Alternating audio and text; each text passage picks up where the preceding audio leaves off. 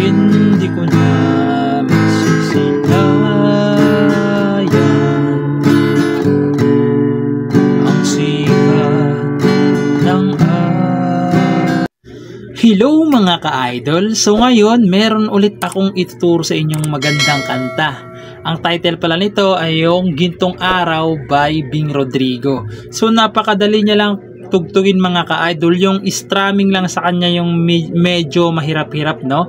Pero sa mga chords niya is napakadali lang. So doon muna tayo sa kanyang strumming pattern. Yung strumming pattern na gagamitin natin is ganito. Down, down, up, down, down, down, up, down. Okay? Ulitin ko.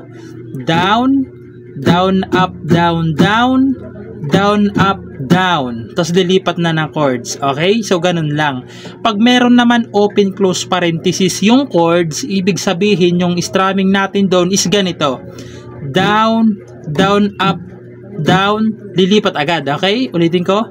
Down, down, up, down, lipat agad. Okay? So, ganun yung strumming pattern natin. So, proceed na tayo doon sa kanyang verse.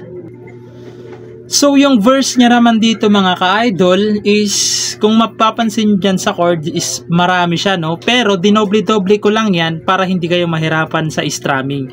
Kasi sa strumming yung mahirap nito. So, yung nakalagay dyan na chord is A minor. Yung A minor, second string, fourth string, tsaka third string. Ayan, A minor. Sunod, D minor. Yung D minor, ito siya, first string, third string, tsaka second string. D minor, tapos G. Yung G ito siya, first string, second string, fifth string, tsaka sixth string. Ayan, G. Tapos C, na may open close parenthesis.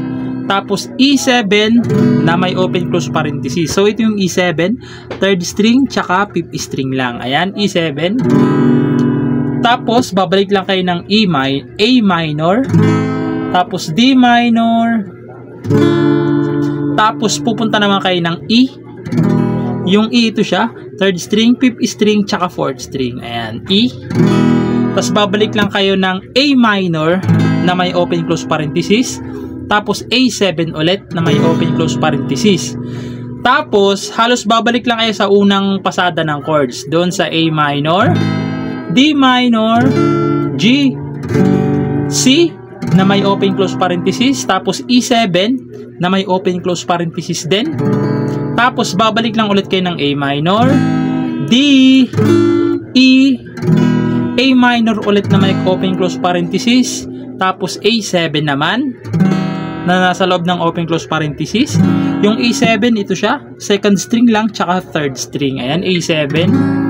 Pagkatapos nyan, babalik lang kayo ng D minor, G, C, A minor, D minor, E, A minor, tapos E7.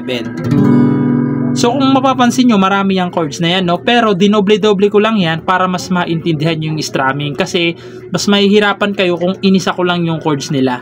So, kaya siya parang marami kasi dinoble-doble ko lang. So, sasampulan ko kayo para mas maintindihan nyo. So, ganito naman siya kapag kinantahan.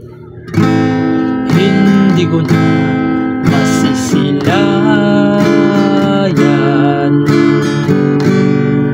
ang sikat ng araw. Hindi ko na mamamasdan pa ang ganda ng buwan. Ibalik